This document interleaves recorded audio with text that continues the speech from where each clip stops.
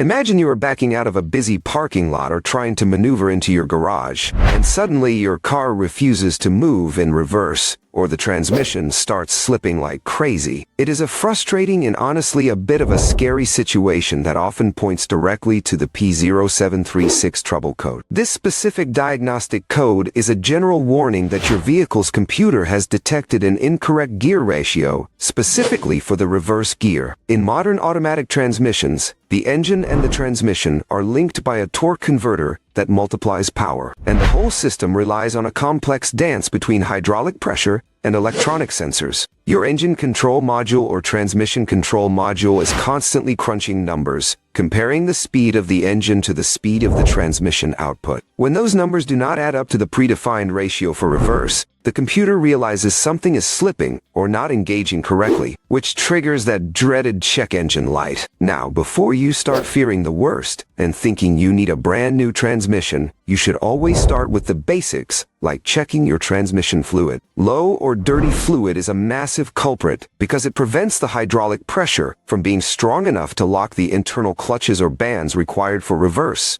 If your fluid looks like dark burnt coffee instead of bright red, that is a huge red flag. You should also keep an eye out for other related codes like P0730 through P0735. If those are present, fix them first because they might be the root cause. If the fluid is fine and there are no other electrical codes, you might be looking at a mechanical blockage inside the main control valve body or a physical failure of an internal component. Unlike forward gears that are often managed by electronic shift solenoids, reverse is frequently a purely hydraulic operation, meaning a mechanical issue or a pressure leak is more likely than a simple sensor swap. If you are handy with a high-end scan tool, you can check if the computer is actually commanding reverse, and then compare the RPM data to see exactly where the slip is happening. But keep in mind that diving into the guts of a transmission usually requires some advanced mechanical skills.